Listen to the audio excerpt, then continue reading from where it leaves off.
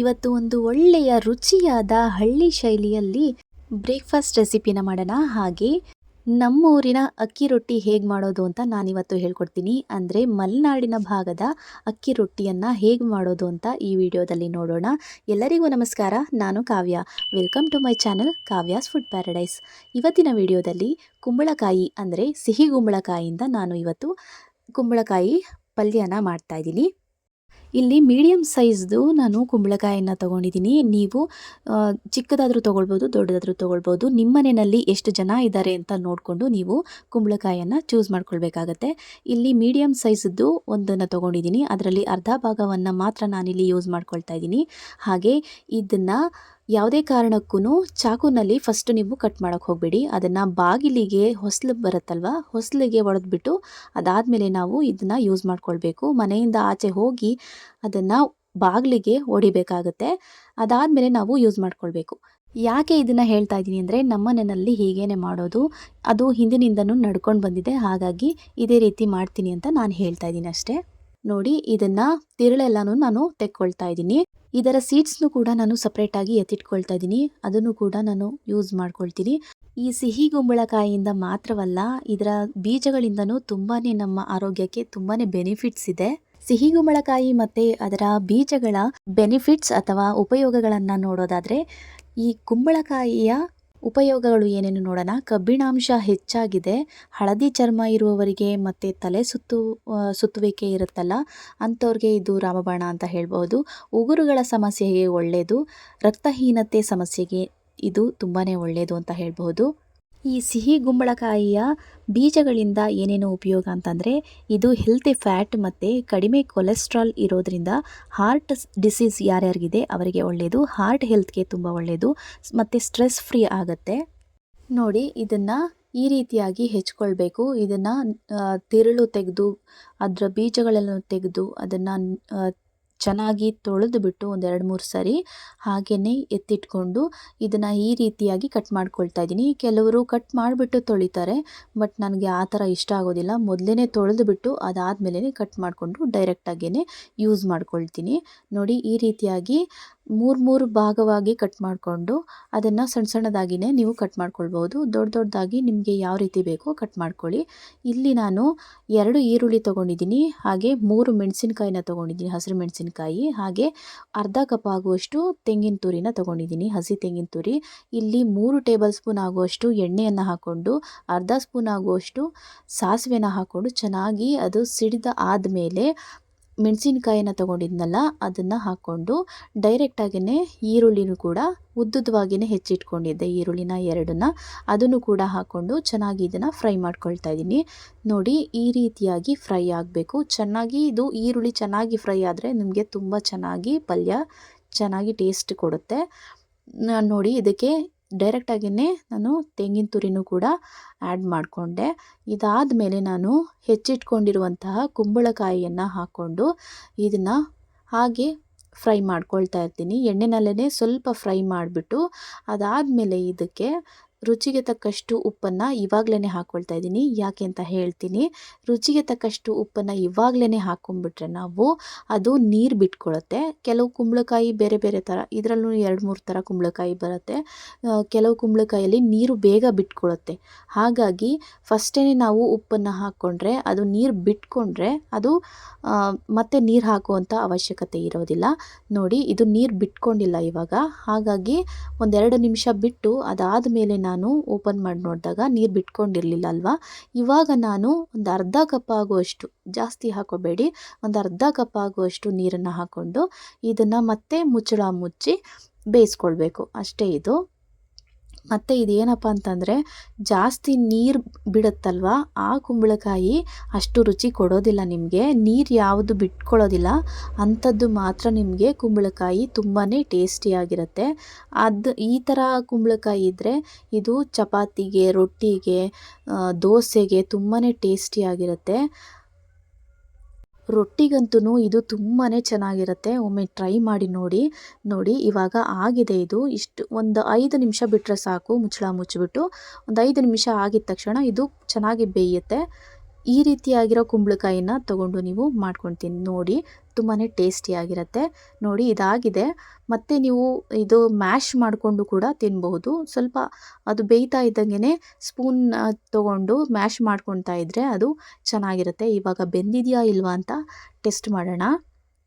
ನೋಡಿ, ಒಂದು ಸ್ಪೂನ್ ತೊಗೊಂಡು ಒಂದು ಪ್ಲೇಟ್ಗೆ ಹಾಕ್ಕೊಂಡಿದ್ದೀನಿ. ಒಂದು ಸ್ಪೂನ್ನ ತೊಗೊಂಡು ಇದನ್ನು ಪ್ರೆಸ್ ಮಾಡಿದ ತಕ್ಷಣ ಪ್ರೆಸ್ ಆಗ್ತಾಯಿದೆ, ಅದು ಮ್ಯಾಶ್ ಆಗ್ತಾಯಿದೆ. ಬೇಗನೆ ಮ್ಯಾಶ್ ಆಗ್ತಾಯಿದೆ ಅಂದರೆ ಚೆನ್ನಾಗಿ ಬೆಂದಿದೆ ಅಂತ ಅರ್ಥ. ನೋಡಿ, ಈ ರೀತಿ ಆಗಿರಬೇಕು, ಚೆನ್ನಾಗಿರುತ್ತೆ. ಇದು ಟೇಸ್ಟಿಯಾಗಿ ಬರಬೇಕು ಅಂತಂದರೆ ಚೆನ್ನಾಗಿ ಈ ರೀತಿ ಬೇಯಿಸ್ಕೊಳ್ಬೇಕು ನೀವು.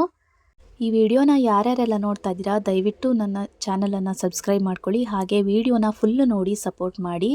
ನೆಕ್ಸ್ಟ್ ನಾನಿಲ್ಲಿ ಮಲೆನಾಡಿನ ಭಾಗಗಳಲ್ಲಿ ಮಾಡುವಂತಹ ಅಕ್ಕಿ ರೊಟ್ಟಿಯನ್ನು ಹೇಗೆ ಮಾಡೋದು ಅಂತ ಹೇಳ್ಕೊಡ್ತಾ ಇದ್ದೀನಿ. ರೊಟ್ಟಿಗಳಲ್ಲಿ ಅನೇಕ ವಿಧವಾಗಿ ನಾವು ರೊಟ್ಟಿಗಳನ್ನು ಮಾಡ್ತಾ ಇರ್ತೀವಿ. ಹಾಗೆ ಅಕ್ಕಿ ಹಿಟ್ಟಲ್ಲೇ ಕೂಡ ಮಾಡ್ತೀವಿ, ಬೇಯಿಸ್ಬಿಟ್ಟು ಮಾಡ್ತೀವಿ. ಈ ರೀತಿಯಾಗೂ ಕೂಡ ಮಾಡಿಕೊಡಿ, ಒಂದು ಟೈಮ್ ಮಾಡ್ಕೊಂಡು ನೋಡಿ, ತುಂಬಾ ಚೆನ್ನಾಗಿರುತ್ತೆ. ಇಲ್ಲಿ 1 ಕಪ್ ಆಗುವಷ್ಟು ಅನ್ನವನ್ನು ತೊಗೊಂಡಿದ್ದೀನಿ. ಇದು ಬಿಸಿ ಅನ್ನ, ನೀವು ತಣ್ಣಗಿರೋ ಅನ್ನದಲ್ಲಿನ ಆದ್ರೂ ಕೂಡ ಮಾಡ್ಕೊಳ್ಬಹುದು.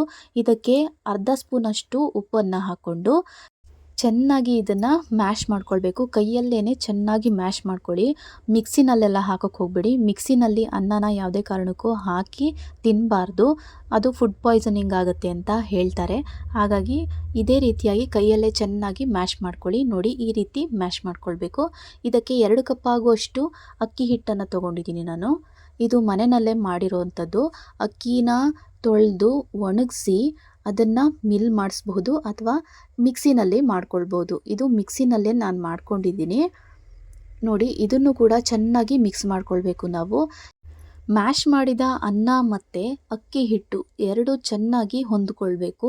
ಆ ರೀತಿಯಾಗಿ ಇದನ್ನು ಚೆನ್ನಾಗಿ ಮಿಕ್ಸ್ ಮಾಡ್ಕೊಳ್ಳಿ. ನೋಡಿ, ಈ ರೀತಿಯಾಗಿ ಚೆನ್ನಾಗಿ ಮಿಕ್ಸ್ ಮಾಡ್ಕೊಳ್ಬೇಕು. ಇದಾದಮೇಲೆ ನಾವು ಇದಕ್ಕೆ ಅಳತೆ ಎಷ್ಟು ಬೇಕು ಅಂತ ನೋಡಿಕೊಂಡು ನೀರನ್ನು ಹಾಕ್ಕೊಳ್ಳಿ. ಸ್ವಲ್ಪನೇ ಹಾಕ್ಕೊಂಡು ನೀರನ್ನು ಚೆನ್ನಾಗಿ ಕಲಿಸ್ಕೊಳ್ಬೇಕಾಗತ್ತೆ. ಈ ಚಪಾತಿ ಹಿಟ್ಟು ಬರುತ್ತಲ್ವ, ಆ ರೀತಿಯಾಗಿ ಕಲಿಸ್ಕೊಂಡ್ರೆ ತುಂಬಾ ಚೆನ್ನಾಗಿ ಬರುತ್ತೆ. ರೊಟ್ಟಿ ತಟ್ಟಬೇಕಾದ್ರೂ ಚೆನ್ನಾಗಿ ಅದು ತಟ್ಕೊಳ್ಬಹುದು. ನೋಡಿ, ಇವಾಗ ಸ್ವಲ್ಪ ನೀರು ಕಡಿಮೆ ಅಂತ ಅನ್ನಿಸ್ತು, ಹಾಗಾಗಿ ಮತ್ತೆ ಇನ್ನೊಂದು ಸ್ವಲ್ಪ ನೀರನ್ನು ಹಾಕ್ಕೊಂಡು ಇದನ್ನು ಚೆನ್ನಾಗಿ ನಾದಬೇಕು. ಚಪಾತಿ ಹಿಟ್ಟು ಹೇಗೆ ನಾದ್ತೀವೋ ಅದೇ ರೀತಿಯಾಗಿ ಚೆನ್ನಾಗಿ ನಾದ್ಕೊಳ್ಬೇಕು. ಎಷ್ಟು ನಾದ್ತೀವೋ ಅಷ್ಟು ಚೆನ್ನಾಗಿ ರೊಟ್ಟಿ ಬರುತ್ತೆ ಇದು. ಈ ಅಕ್ಕಿ ರೊಟ್ಟಿ ಕುಂಬಳಕಾಯಿ ಪಲ್ಯ ಮಾಡಬೇಕಾದ್ರೆ ನನಗೆ ನಮ್ಮೂರು ನೆನಪಾಗ್ತಾಯಿತ್ತು. ಅಲ್ಲಿ ನಮ್ಮಮ್ಮ ಮಾಡಿಕೊಡ್ತಾ ಇದ್ದ, ಅವರು ಚೆನ್ನಾಗಿ ಅಕ್ಕಿ ರೊಟ್ಟಿ ಚೆನ್ನಾಗಿ ಮಾಡ್ತಾರೆ. ಅವ್ರು ಮಾಡೋ ಅಕ್ಕಿ ರೊಟ್ಟಿ ನನಗೆ ನೆನಪಾಗ್ತಾಯಿತ್ತು. ಹೀಗೆ ಸ್ಟವ್ವಲ್ಲೆಲ್ಲ ಮಾಡ್ತಾ ಇರಲಿಲ್ಲ, ಆವಾಗ ಒಲೆಯಲ್ಲಿ ಮಾಡಿಕೊಡ್ತಾಯಿದ್ರು ಅವರು. ಚೆನ್ನಾಗಿರ್ತಿತ್ತು, ತುಂಬ ಟೇಸ್ಟಿಯಾಗಿರೋದು. ಒಲೆಯಲ್ಲಿ ಅಂದರೆ ಹಂಚಿನ ಮೇಲೇ ಬೇಯಿಸ್ಬಿಟ್ಟು ಅದಾದಮೇಲೆ ಒಲೆ ಒಳಗಡೆ ಹಾಕಿ ಅದನ್ನು ಕೆಂಡದಲ್ಲಿ ಸುಟ್ಬಿಟ್ಟು ಕೊಡೋರು. ಅದು ತುಂಬಾ ಚೆನ್ನಾಗಿರೋದು. ಆ ರೀತಿಯಾಗಿ ಮಾಡ್ಕೊಳ್ಬೇಕು ಅಂದರೆ ಅಲ್ಲಿಗೆ ಹೋಗಿ ತಿನ್ನಬೇಕು ಅಂತ ಅನಿಸುತ್ತೆ. ಮತ್ತು ಅಕ್ಕಿ ರೊಟ್ಟಿ ಮಾಡ್ಕೊಳ್ಳೋದಕ್ಕೆ ಅಲ್ಲಿ ಬೆಳೆಯುವಂತಹ ಅಕ್ಕಿನಲ್ಲೇ ಮಾಡ್ಕೊಳ್ಬೇಕು. ಅದಿನ್ನೂ ತುಂಬ ಚೆನ್ನಾಗಿರುತ್ತೆ, ತುಂಬಾ ಟೇಸ್ಟಿಯಾಗಿರುತ್ತೆ. ಅಲ್ಲಿ ಬೆಳೆಯುವಂತಹ ಅಕ್ಕಿಯಿಂದ ಅದನ್ನು ಮಿಲ್ ಮಾಡಿಸಿ ಮತ್ತು ಅದೇ ಅನ್ನದಿಂದ ಮಾಡಿಕೊಂಡ್ರೆ ತುಂಬಾ ಚೆನ್ನಾಗಿರುತ್ತೆ. ನಿಮಗೆ ಯಾರಾದರೂ ಅಲ್ಲಿ ಗೊತ್ತಿರೋರಿದ್ದರೆ ಅಥವಾ ನೀವು ಮಲೆನಾಡಿಯವರೇ ಆಗಿದ್ದರೆ ನಿಮಗೆ ಗೊತ್ತಿರುತ್ತೆ, ಬೇಕಿದ್ದರೆ ತರಿಸ್ಕೊಂಡು ನೀವು ಆ ಅಕ್ಕಿನ ಮಾಡಿಕೊಂಡು ತಿನ್ನಬಹುದು. ನೋಡಿ, ಇದರಲ್ಲಿ 4ರಿಂದ 5 ಉಂಡೆಗಳಾಗಿದೆ. 2 ಕಪ್ ತೊಗೊಂಡಿದ್ದೆ ಅಲ್ವಾ ಅಕ್ಕಿ ಹಿಟ್ಟು, ಹಾಗೆ 1 ಕಪ್ಪು ಅನ್ನ, ಅಷ್ಟಕ್ಕೆ 5 ಉಂಡೆಗಳಾಗಿದೆ.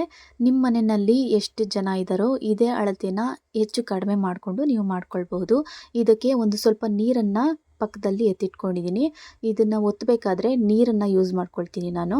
ನೋಡಿ, ಈ ರೀತಿ ಉಂಡೆಗಳನ್ನು ಮಾಡಿಕೊಂಡು ಕೈಯಲ್ಲಿ ಸ್ವಲ್ಪ ಪ್ರೆಸ್ ಮಾಡ್ಕೊಳ್ಬೇಕು.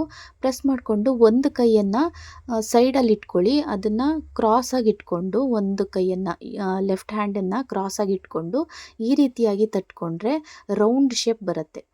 ನೋಡ್ತಾ ಇದ್ದೀರಲ್ವಾ, ಈ ರೀತಿಯಾಗಿ ನಿಧಾನವಾಗಿಯೇ ತಟ್ಕೊಳ್ಳಿ, ಚೆನ್ನಾಗಿ ಬರುತ್ತೆ, ಬೇಗನೆ ಆಗಿಬಿಡುತ್ತೆ ಇದು. ಮಿಷಿನ್ ಬೇಕು ಅಂತ ಏನಿಲ್ಲ, ಮಿಷಿನಲ್ಲೂ ಕೂಡ ನೀವು ಮಾಡ್ಕೊಳ್ಬೋದು. ಬಟ್ ಈ ರೀತಿ ಮಾಡಿಕೊಂಡ್ರೆ, ಕೈಯಲ್ಲಿ ಮಾಡಿಕೊಂಡ್ರೆ ತುಂಬ ಚೆನ್ನಾಗಿರುತ್ತೆ ಅನ್ನೋದಕ್ಕೋಸ್ಕರ ನಾನು ಕೈಯಲ್ಲಿ ಮಾಡಿ ತೋರಿಸ್ತಾ ಇದ್ದೀನಿ.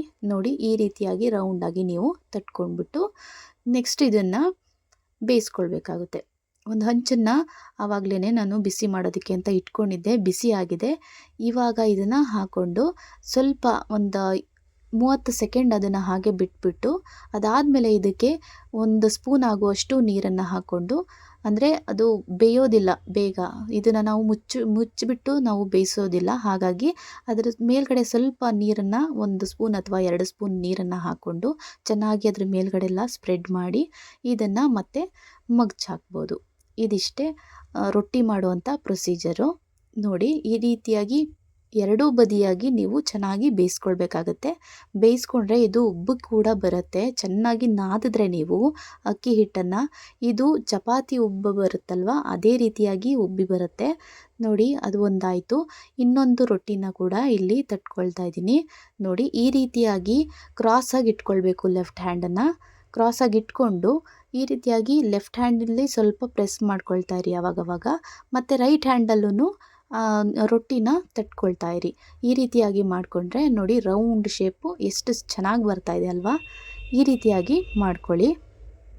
ಎಷ್ಟೋ ಜನ ಕೇಳ್ತಾ ಇದ್ದಾರೆ, ಯಾಕೆ ವೀಡಿಯೋಸ್ಗಳೆಲ್ಲ ಚೆನ್ನಾಗಿ ಬರ್ತಾ ಇದೆ, ಆದರೆ ಚಾನಲ್ ಯಾಕೆ ಗ್ರೋ ಆಗ್ತಾ ಇಲ್ಲ, ವೀಡಿಯೋಸ್ಗಳು ಹೆಚ್ಚಾಗಿ ಹಾಕ್ತಾ ಇದ್ದೀರಾ, ಡೈಲಿ ಕಂಟಿನ್ಯೂಸ್ ಆಗಿ ಹಾಕ್ಕೊಂಡು ಹೋಗ್ತಾ ಇದ್ದೀರಾ, ಬಟ್ ಸಬ್ಸ್ಕ್ರೈಬರ್ಸು ವಾಚ್ ಅವರ್ಸು ಯಾಕೆ ಕಂಪ್ಲೀಟ್ ಆಗ್ತಾ ಇಲ್ಲ ಅಂತ ಕೇಳ್ತಾ ಇದ್ದಾರೆ. ಬಟ್ ಏನಾಗಿದೆ ಅಂತ ಗೊತ್ತಿಲ್ಲ, ಸ್ವಲ್ಪ ವಾಚ್ ಅವರ್ಸ್ ಆಗಲಿ ಸಬ್ಸ್ಕ್ರೈಬರ್ಸ್ ಆಗಲಿ ಎಲ್ಲ ಸ್ಟ್ರಕ್ ಆಗಿದೆ, ಏನು ಅಂತ ಅರ್ಥ ಆಗ್ತಾ ಇಲ್ಲ.